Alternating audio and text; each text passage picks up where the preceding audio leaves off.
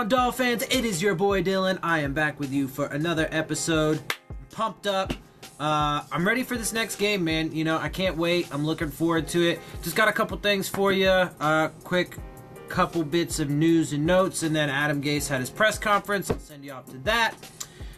First and foremost, to update you, Cameron Malveaux was signed to the practice squad. I had told you a bit ago that he had been cut to make space, I believe, for Bryce Butler, but he has been re-signed to the practice squad.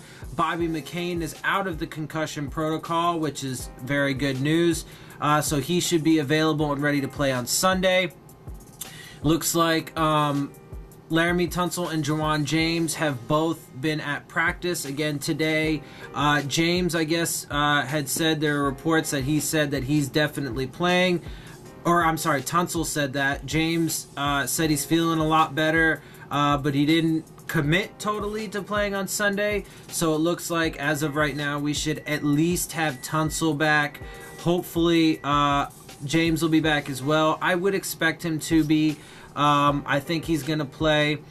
Let's see, Tannehill's playing. He is going to start, as we have told you before, but he was doing well in practice again today. He was looking good by all reports. Let's see, and Kenyon Drake and Devontae Parker are still both in red jerseys, but there is, you know, still optimism that they will play and they will be available. So yeah, that's really all I got for you guys. We got a big week coming up. Look, man, it's the stretch. We got 6 games left. And look, this team, I know we're super beat up. I know, you know, we've lost so many guys. Like, it's funny. I actually, I was watching some of the earlier, or I started watching some of the earlier games. I watched the Tennessee Titans game again, the condensed version on, Game Pass, because I wanted to... after this bye week, in preparation for this new this next game and this kind of new start, if you will, I was kind of just reminiscing, I guess, a little bit, and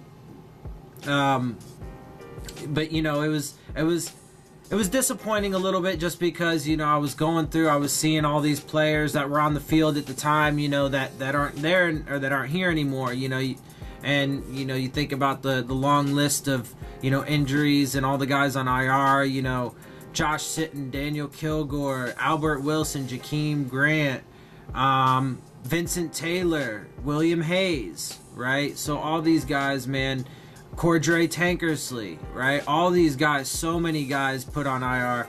Anyway, so, but not to... bring down the purpose of what I'm saying here is that I think that we're going to be all right. I think that, we're as healthy as we have been in a while. I think having Tannehill back is going to be huge. I think that's going to be a major thing and, one of the keys going forward. And look, man, I feel good about us and our chances this week. But look, it's the stretch. We got 6 games left. And I mean, if we can manage to win 5 of these games, which there's definitely...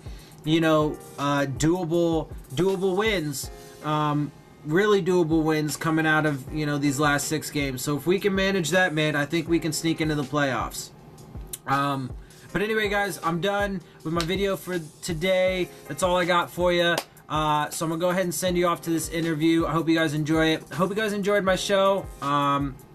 If you do, make sure that you hit the subscribe button. Make sure you hit the like button. Make sure you share my videos with your friends and family. Post it all around. Get it out there on the internet. We're getting closer and closer to 100 subscribers, which is really awesome. That's a cool milestone. And I appreciate you guys. This is for you guys. You guys make this. Also, too, questions, comments, and concerns, leave those down in the comment section. I love talking to you guys. I love interacting with you guys, so please do that. Also, follow me on Twitter. It is at Dillon Tartaro, and it is on my end screen if you need that. I'm out, guys. I'll see y'all soon. Fins up.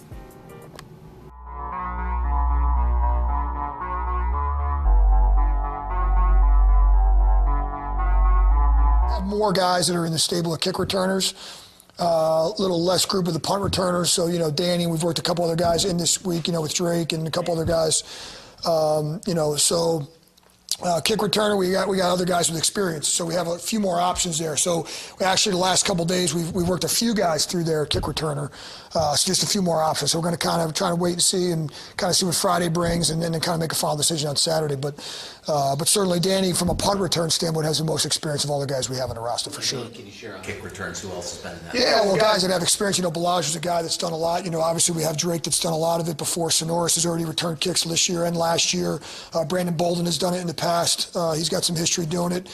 Carew has some experience at both. Kenny Stills has some experience at both. So, those are all guys that we've kind of flirted with a little bit this week and kind of looked at to see what our best options are. The thing on kick return is, with all the new rules, you still have to have those 8 guys up front, and with the athleticism, with the new rule, it really kind of changed the dynamic of the play a little bit because now when you take a guy out of there and put him back, now you obviously have to replace him, and so there's some roster things that fall into place there. Who's going to be on the 46? Who's inactive? And so just always having those moving parts, and so just looking at whatever the best is. If it's whoever we had to put up back there, we got to make sure we're not taking away, and we're not robbing Peter to pay Paul type of deal on the kickoff return. So who else can return punts? Punts? You said Drake. Punt return. You said you were looking at Drake, and who else are the possibilities? Yeah, there's some other guys that have done punt return in the past. Kenny Stills has some reps at in the past. Carew, like I mentioned before, has some punt return stuff in the past. Obviously Danny Amendola.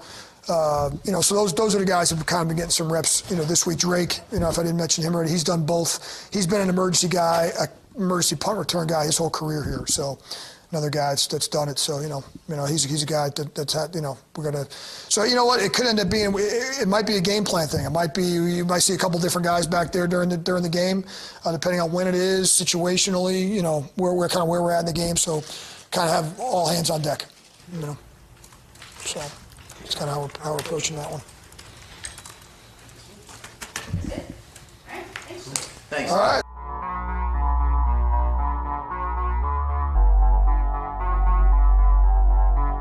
On that, get back going to doing the things that Ryan does well, and obviously he does a really good job with some of the zone read stuff that really helped in a couple games, and all of that part of the offense is back available. With the tight ends at this point, obviously you have 3 options plus Durham when he's up. What's the best thing that each one provides for you at this point with each of the 3, if you go over that? Yeah, their skill set's different. Mike at this point in his career is better in the passing game than he is as a blocker. He's working hard to become a better blocker, but there's areas in the passing game that Mike has to continue to work on as well. And then you got 83 who does it. 83 just kind of does everything well. He does a good job with that. And AJ's kind of the same way. AJ's got a lot of experience. He's played in different systems and played in NFL games. And, Durham is a guy that hadn't really got to play a lot yet, but we're happy where he's at in practice. He's getting better. And, hopefully as the season goes on, he'll get to play more and more opportunities will pop up. But each of them has a little different skill set, and we're just trying to do a good job of making sure that when they're in a certain plays, it's to their skill set. Now, both Derby and Gasecki are skilled receivers. How are they different, though, in terms of the type of patterns which one might be better at than the other? Mike's probably better when he can get going with his speed because of his length. He's a long lever guy. AJ has more short area quickness. So that's where it's different. And AJ, to this point right now, just because Mike hadn't played a lot, has the savviness in zones that Mike is. He's just better when you get him on the move and running away from people. Losing some big playmakers like you have, is that going to maybe open opportunities for a guy like Bellage to kind of do some more things? Yes, sir. Like we're trying to do. We need to do a better job of getting 27 on the field.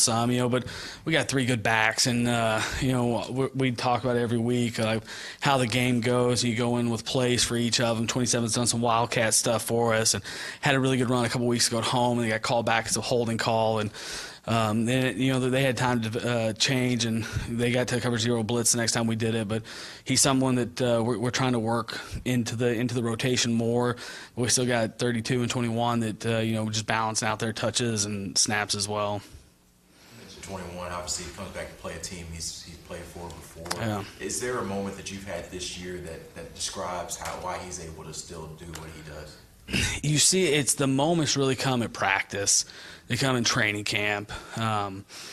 just like the guy works really hard, and he's got part of that the U magic from from back in the day, and you see all those guys that competitive grit, that toughness, the mindset that he has. Like he's a really good competitor. He has a competitive spirit that like when he gets out there, he goes hard, he practices hard. He just has an old school football mentality. And Ryan Tannehill, go ahead. Go ahead, Jason. My question's done. Go ahead. Mine's not much better. Proceed. Ryan Tannehill's throws. How would you describe them? Is it more ripping it, slinging it, letting it fly? As far How would you as describe his throws? On a scale from 0 to Clyde Christensen, how much blessing? well, Clyde's not the best thrower on the staff. Like I hold that title, but Ryan has the ability to make all the throws. I do think that. I think that does a really good job. The thing that's impressed me the most is how much he's improved as a deep ball thrower since when he came into the league. Like I've seen a noticeable difference watching tape when I got here, going back all the way to his first years in the NFL. Like I think we've missed that part a little bit of our game, and that hopefully Ryan can get back going. He was doing a good job early of it. Like I think he can make all the throws. I think he has every club in his bag, and I think he's a good deep ball thrower. He's ripping it. Like right now. Ripping it. Zing it. What word would you use? Yeah, is there much difference you've seen post-shoulder injury? Oh, as far as velocity right now. Yeah, as far I don't know. You can tell that he's probably playing through some stuff. Ryan's such a tough kid. And I've learned it's better for not to ask. Like, he's out there trying to play and do those things. Like, I'm not gonna ask if there's a problem. He'll tell me or tell the trainer, tell the head coach. He's doing enough to help us and he's the right guy to be out there. Have you watched any throws this week and worried, oh my goodness, is the velocity there? No. Okay, good. Nothing like that. And with receiver, any concern about Danny or Kenny getting additional coverage? Obviously, more attention without Albert, without Jakeem. No, because I feel like the guys that are out there, with the backs included and the tight ends, like we have enough weapons that, we should be able to, if someone's getting doubled, that means someone else is getting singled, and we need to take advantage of that. We need some guys to step up for sure. We got those two guys that have been consistent for us, but there's some guys that definitely, with all the injuries, that they need to step up and play well for us. Without giving away state secrets, when you've worked in 3 receiver sets this week, have you tried to weave in both Leonte and Bryce Butler? Or we've had to all those guys have gotten reps for the simple fact of numbers, and you can't practice with just 3 guys to our practice. So all of them are interchangeable. All of them are getting reps and playing all the spots. How has Bryce picked up the offense? Really impressive. It's hard coming in doing those things, but you can tell he's got a guy that's played in the NFL, which gives you a huge advantage just because, everyone's offense is similar. People do different things and work different matchups, and there's different things in offenses that certain guys are better at than others, but just the experience shows up immediately. Like he knows, hey, in this system it was a 7 cut, in this system it was a circus, we call it this. So there's familiarity being a pro, that's shown up right away.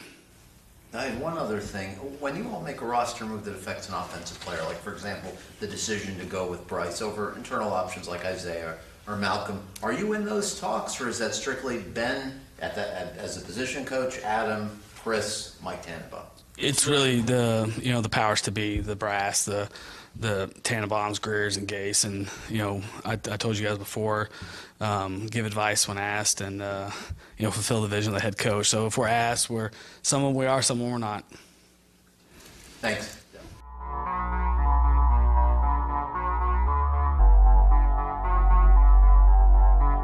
Business, let's say. He's on a schedule. That's good. I appreciate that. Thank you, Barry. I appreciate that. I do, at some point, yeah. With Charles Harris, do you have a feel yet as to what you have a year and a half in his rookie year? Has there been, now with the absence, do you not quite know exactly what you have in the player? I think we have a sense of what he is as a player. Obviously he's had some sort of up and down moments, and not with the setback, with the injury. Again, where I did think before that, those were kind of his best couple games, and again, you're hoping you start to see some trends in those things and the consistent level of play. So disappointing that to have the injury and have that setback and have to miss this time. So working his way back in, he's looked good. He's looked explosive. He did a good job while he was out in rehabbing in terms of putting some strength.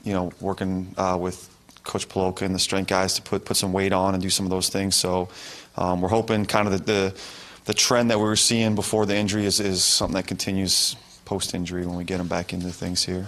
Andrew Luck hasn't sacked in 5 games. He's near the bottom. So I've heard that. Yards per attempt. Is that one reason getting out so quickly? Is that one reason? Yeah, I think it's a lot of factors. I think their O-line's playing well. He is getting the ball out fairly quickly, really quickly, actually. I think they're just, Frank and the offensive staff, they do a really good job. It's a very efficient offense. Luck's getting rid of the ball, but there's answers, there's outlets, it's going. It's a well-oiled machine. They stay on track pretty well, so they're not necessarily bothered, I don't think, by the yards per attempt. I mean, it's just kind of part of what they do. They run the ball, they hit those quick passes, and they kind of keep on track. They're first in the NFL in third downs right now. And that's sort of that part of their identity to me is built into that. So, I think the sack thing's just sort of an output of all that. I do think their O-line's playing well. I think Luck's playing well, but I think it's part of that. Their identity, they're sort of, I think the mode they operate in is a very efficient offense, and they're always kind of with the, ahead of the chains or with the sticks and kind of moving it, and they keep those third downs manageable and keep the chains moving, and it's sort of part of what they do. And I think Luck's operating at a pretty high level within that sort of context. So they're doing a good job, playing good ball. Leonard kind of came out of nowhere for them, Darius Leonard. Yeah. Not so much for them. I mean, he was a second-round pick, but in the pre-draft process, kind of came out of nowhere from South Carolina State. Was that a guy that you were in on at that time and kind of lobbying for, or what do you remember about your observations? I don't lobby. Whatever. No, yeah, we liked him coming out. He's a good player. Smaller school, so that's sort of whatever the stigma that goes along with that. So, but as an athlete, he's a tall, long, rangy kid that could run. Made a lot of plays down there in college. So we definitely liked him coming out. I mean, he's obviously having a lot of success in that system. They've done a good job with him. He's making a lot of tackles, I know. So I don't really watch that side of the ball as much. But we've had some crossover games, and you see him same type of thing. I mean, he's a long, rangy kid that makes a lot of those plays. And again, I would say maybe one of the questions you have about him coming out from a small school and that transition to make the leap into the NFL, but obviously he hasn't had a lot of problems with that transition. You were impressed. I mean, you thought this guy, not that you necessarily would have predicted what he became, but you were seeing something big. Yeah, we liked his skill set and the tools he had, absolutely. Has Mika played about the same in terms of quality of performance at safety, slot corner, boundary corner, or is there one you think he's been better at in the 2 games that he's done every day? Yeah, no, it's hard. He's doing a good job.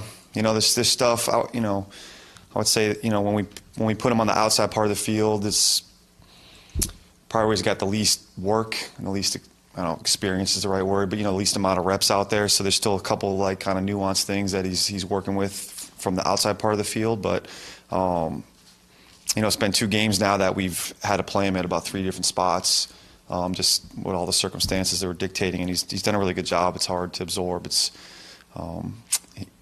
He's doing a good job playing where we're asking him to play and execute the things we're asking him to execute. So hopefully the more we keep doing that and he keeps expanding on it, he'll keep making plays for us. That's it. Easy.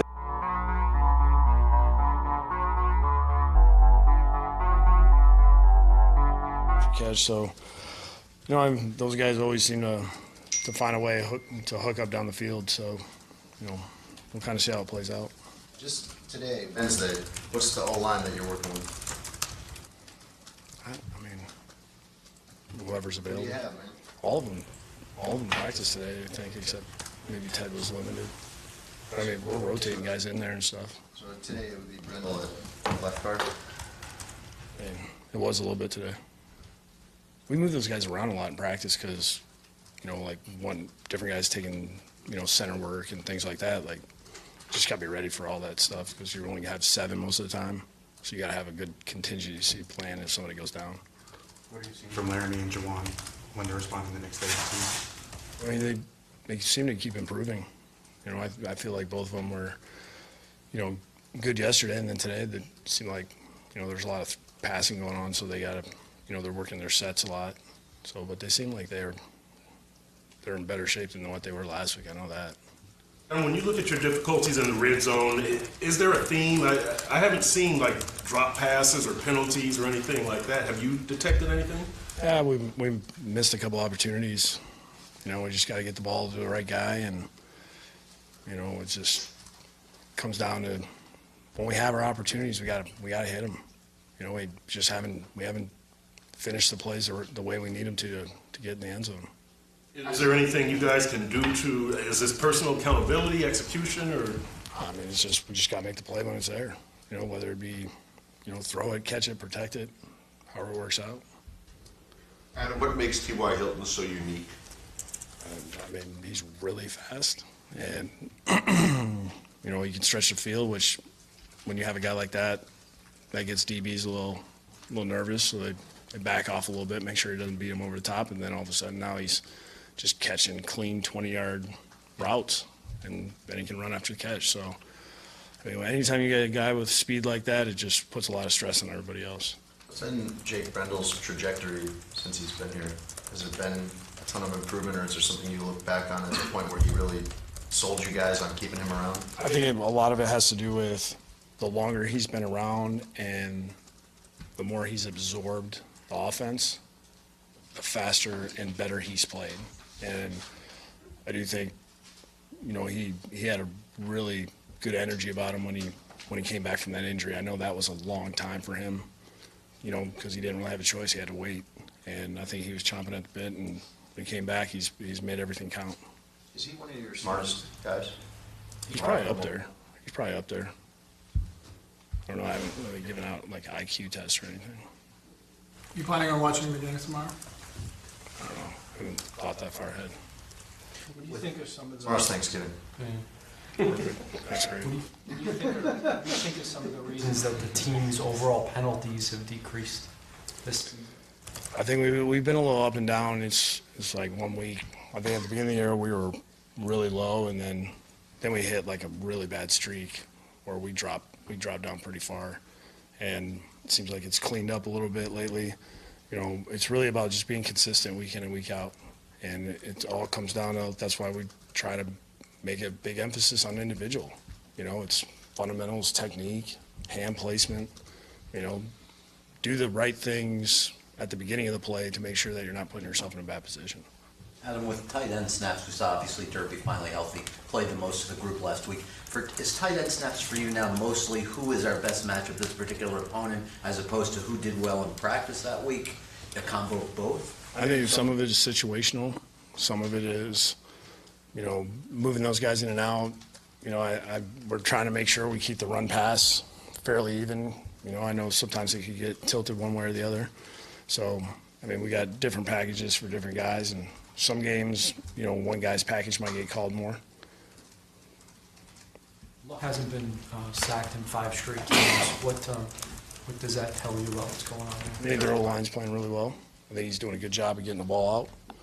You know, receivers are doing a good job getting open.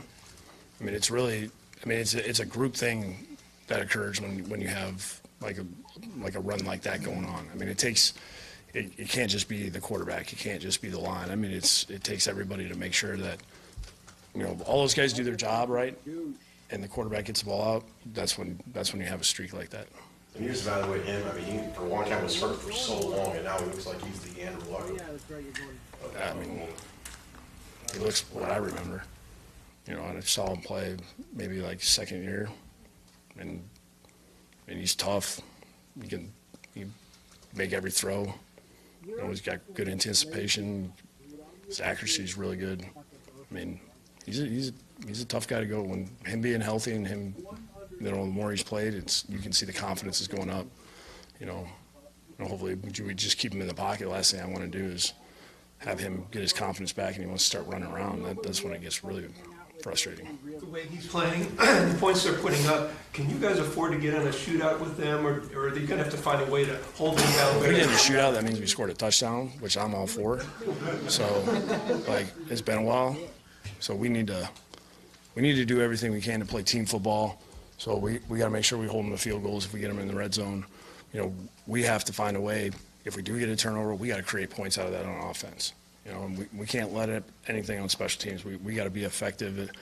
of being on the positive in the special teams area. So this is, we've been talking about it, especially the last couple of weeks of, we don't have one side favored over the other. Like, we got to play team football, and we got to make sure that we're doing a good job with the turnover margin, and our penalties need to stay down, and we got to figure out a way to win the third down battle. Adam, do you get a chance tomorrow to take just some time to enjoy Thanksgiving with your family? Probably not. I did. They're not here, so. How did Ryan respond before practice today? And how did He's he do good. today? He's good. It's been the last 2 days. I mean, he's been excited to get out there. I think he was really tired of watching. So, you can tell he's fired up. Both days he's been out there, he's been excited to be out there. Got it. Alright guys, you've reached the end of my video. This is the end of the interviews. I hope you enjoyed those. I hope you enjoyed my show. Also, as a whole, if you did, make sure you hit the subscribe button. Make sure you hit the bell if you want to get the alerts. Make sure you hit the like button. And please share your questions, comments, and concerns down in the comment section. I love interacting with you guys. It's for you. This is for you. And also follow me on Twitter at Dillon Tartaro. It's on the end screen. My Twitter handle is on the end screen if you need to know it. And with that, guys, I'm out. I'll see y'all soon. Fins up.